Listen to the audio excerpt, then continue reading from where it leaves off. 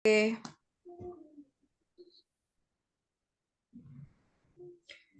baik. Assalamualaikum warahmatullahi wabarakatuh. Kami dari kelompok 14 akan mempresentasikan materi mengenai kepemimpinan dan perubahan. Sebelumnya, izin memperkenalkan diri. Saya Mila Fadila dengan NPM akhir 029 dengan NPM akhir 021, Vina Endriani dengan NPM akhir 013, dan Faren Natasha Nurjauza dengan NPM akhir 110. Materi pertama yang akan disampaikan oleh Faren Natasha. Untuk Faren, saya persilahkan. Baik, terima kasih moderator. Eh, materi pertama mengenai pendekatan rasional terhadap perubahan dalam organisasi. Pendekatan rasional sendiri merupakan sebuah pendekatan dalam membentuk kepribadian anggota organisasi dengan cara memberikan pemahaman yang benar dan tepat tentang sesuatu perbuatan yang akan dia kerjakan. Lalu di sini ada model BIR, di mana C sama dengan D kali M kali P lebih besar dari F, di mana C adalah change, D adalah dissatisfaction atau ketidakpuasan, lalu M adalah change model atau vision, P adalah proses, dan R adalah resisten. Yang pertama ada ketidakpuasan. Pengikut yang tidak puas cenderung akan berubah, dan perubahan ini lebih ke arah yang negatif. Emosi pengikut adalah kekuatan pendorong untuk perubahan, dan perubahan seringkali membutuhkan kekuatan pendorong yang cukup besar. Tugas pemimpin untuk mengetahui seberapa tidak puas pengikut atau karyawan. Jadi pemimpin di sebuah perusahaan atau suatu organisasi harus mengetahui seberapa puas atau tidak puasnya anggota organisasi mereka. Lalu ada model. 4 komponen utama model, yaitu yang pertama ada pemindaian lingkungan, lalu yang kedua visi, ketiga penetapan tujuan baru, dan yang terakhir perubahan sistem yang diperlukan. Selanjutnya proses pengembangan. Yang pertama ada pengembangan dan pelaksanaan rencana perubahan. Lalu rencana tersebut dijabarkan sesuai dengan urutan peristiwanya. Penyampaian garis utama, garis waktu, penyampaian utama, garis waktu, pihak yang bertanggung jawab, ukuran, dan mekanisme umpan balik.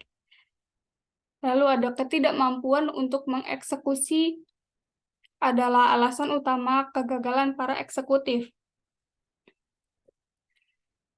Di sini ada bagan mengenai komponen penyejajaran organisasi. Selanjutnya ada perlawanan. Frustasi yang disebabkan oleh terlalu banyaknya berharap, lalu ada rasa takut kehilangan, kekuasaan, hubungan, penghargaan, kompetensi, dan identitas. Selanjutnya ada pendekatan emosional terhadap perubahan dalam organisasi, kepemimpinan karismatik dan transformasional. Karismatik sendiri merupakan sosok atau orang yang dapat mendengarkan dengan baik apa yang disampaikan lawan bicaranya. Jadi pemimpin karismatik adalah individu yang penuh gairah dan bertekad kuat untuk menciptakan visi masa depan yang luar biasa. Lalu ada kepemimpinan yang karismatik dan dari tinjauan historinya. Banyak sejarawan, ilmu politik, atau sosiolog yang mempelajari mengenai kepemimpinan karismatik ini. Namun, karya Max Weber lah yang paling penting. Beliau adalah seorang sosiolog yang tertarik pada cara otorisasi dan agama dan ekonomi mempengaruhi masyarakat dari waktu ke waktu. Menurutnya, masyarakat dapat dikategorikan ke dalam satu dari 3 sistem otorisasi tersebut. 3 sistem otorisasi tersebut adalah yang pertama, sistem otorisasi tradisional. Yang kedua, sistem otorisasi legal, rasional, dan yang terakhir, sistem otoritas karismatik. Transformasional ialah istilah kepemimpinan transformasional, bukanlah sebuah hal yang baru. Istilah ini diciptakan oleh James McGregor Burns pada tahun 1978. Namun, baru dikenal secara luas dalam beberapa tahun terakhir. Kepemimpinan transformasional atau transformational leadership adalah sebuah gaya kepemimpinan yang mengidentifikasi perubahan yang diperlukan, menyusun visi yang akan membuka jalan bagi perubahan yang dibuat, dan melaksanakan rencana yang diperlukan agar perubahan tersebut terjadi. Sehingga sangat mudah untuk dilihat mengapa gaya kepemimpinan ini penting dalam dunia yang senantiasa berubah saat ini. Untuk materi selanjutnya, saya kembalikan ke moderator.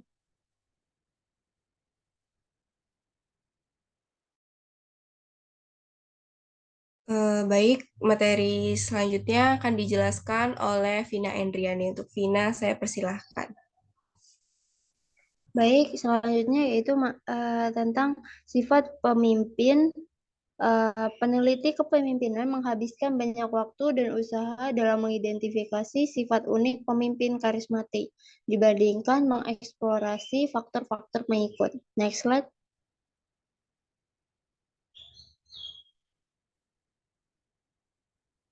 Next.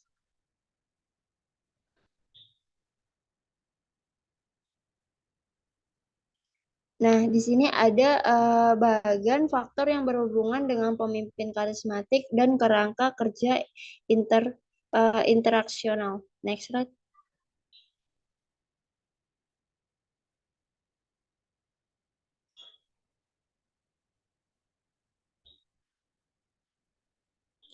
Visi. Visi pemimpin karismatik tidak terbatas pada gerakan sosial yang besar, serta mengembangkan visi luar biasa bagi organisasi atau level organisasi manapun. Visi memiliki dapat pemersatu usaha pengikut, mendorong penyelarasan dan perubahan organisasi, serta tingkat kerja yang lebih tinggi oleh pengikut. Next.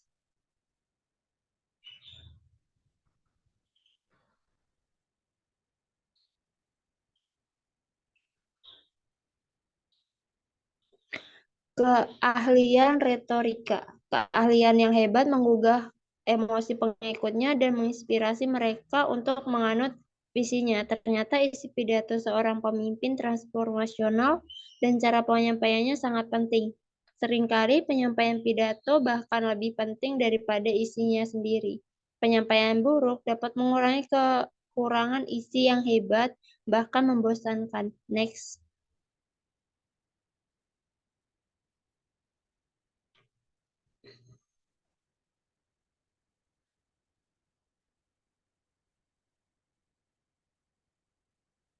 Next.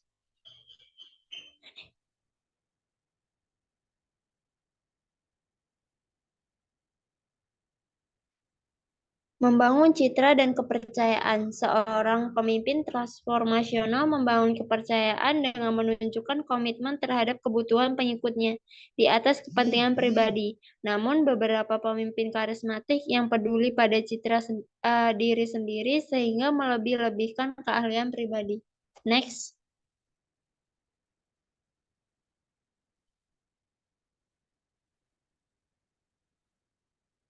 Nah, di sini ada dua kelompok yang kurang memiliki visi dan yang visi. Terlihat perbedaannya bahwa yang kurang memiliki visi ini tidak terarah, sedangkan kelompok yang memiliki visi itu terarah. Next slide.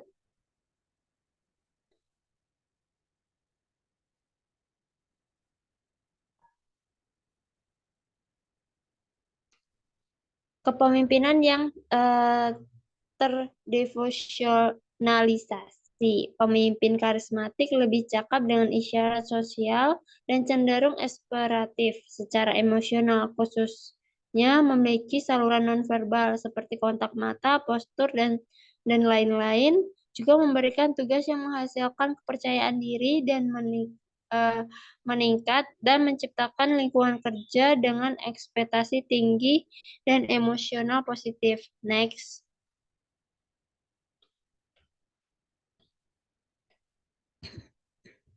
Sifat pengikut.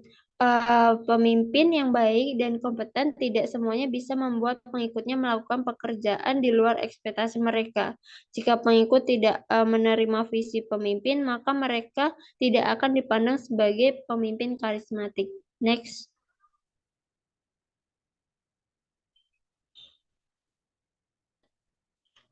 Perhatian pada sifat unik dari reaksi. Yang pertama ada identifikasi dengan pemimpin dan visinya. Yang kedua tingkat emosi yang tergugah. Next.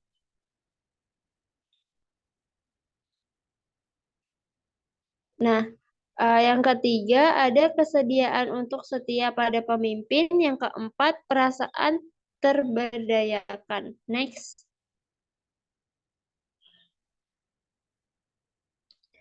Sifat pengikut, ketersediaan untuk pemimpin, kesediaan untuk setia pada pemimpin. Pengikut memiliki rasa senggan pada otoritas pemimpin yang membuat pengikut berhenti berpikir kritis. Nah, terus perasaan terberdayakan ini dibarengi dengan tingkat emosional yang tergugah serta visi masa depan pemimpin. Next. Nah, sekian dari saya kembalikan kepada moderator.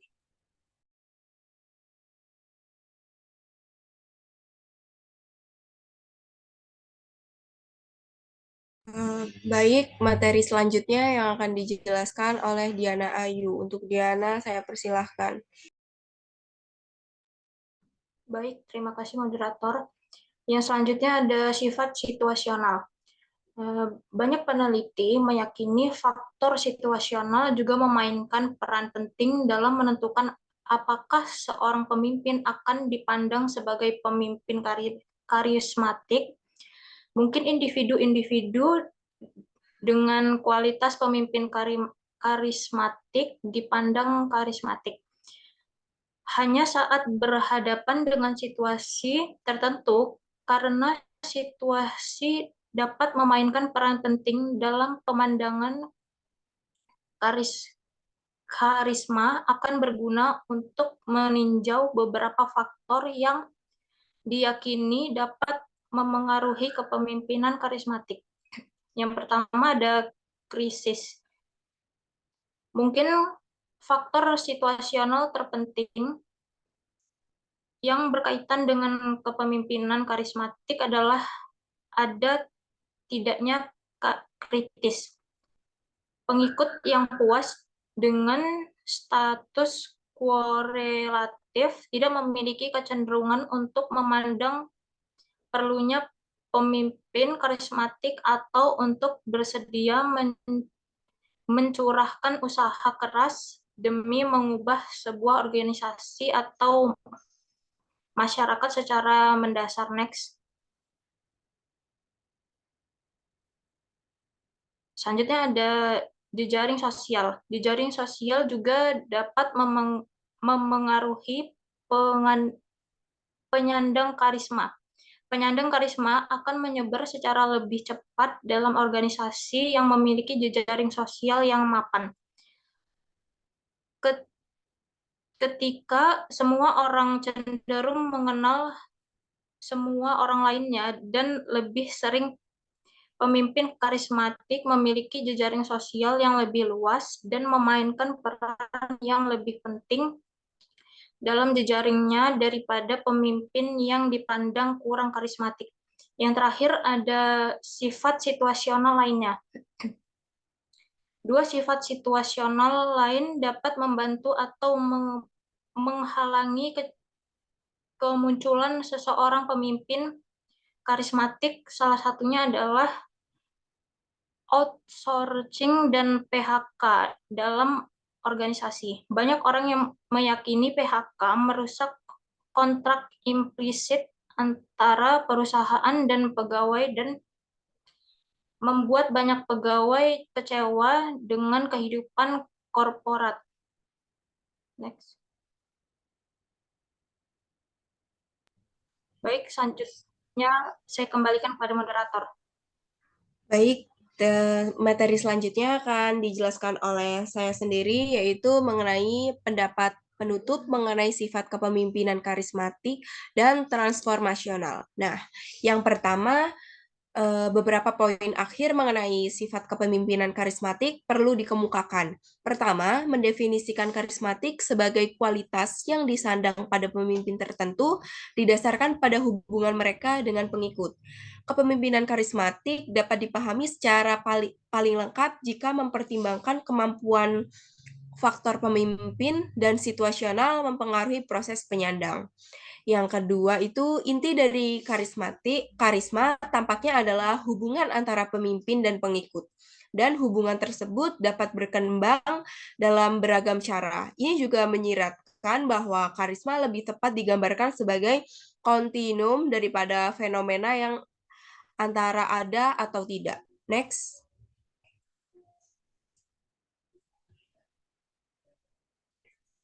Nah, yang ketiga itu tampaknya kepemimpinan karismatik dapat terjadi di mana saja, seperti sekolah, gereja, komunitas, bisnis, organisasi pemerintahan, bangsa, dan tidak hanya terjadi di pentas dunia saja. Yang keempat itu dengan adanya sejumlah cara untuk mengembangkan ikatan emosi yang kuat dengan pengikut, satu pertanyaan yang paling penting adalah apakah mungkin penyandang karisma pada seorang individu dengan hanya didasarkan pada posisi atau status selebritinya. Next.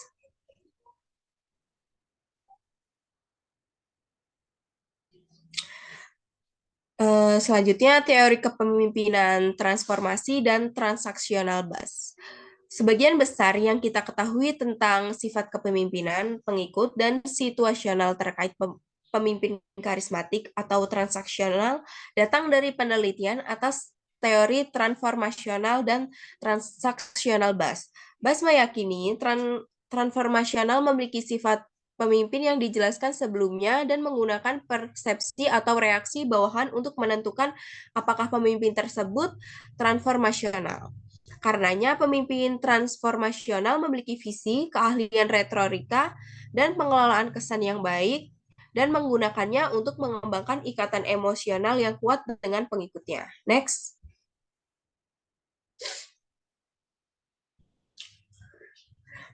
BAS berhipotensi bahwa kepemimpinan transformasional dan transaksional terdiri dari dua dimensi kepemimpinan yang berdiri sendiri. Karenanya, individu dapat menjadi pemimpin yang tinggi pada dimensi transformasional tetapi rendah pada dimensi transaksional. BAS juga mengembangkan sebuah kuesioner yang dikenal sebagai kuesioner kepemimpinan multifaktor leadership kuesioner MLQ untuk menilai tingkat kekuasaan pengikut terhadap kepemimpinannya dan yakin bahwa kepemimpinannya efektif. MQL adalah instrumen umpan balik menyeluruh yang menilai 5 faktor transformasional dan 3 faktor transaksional, serta 1 faktor non-kepemimpinan. Next. Baik, sekian materi dari kelompok 14. Jika ada salah kata kami mohon maaf. Saya akhiri. Wassalamualaikum warahmatullahi wabarakatuh.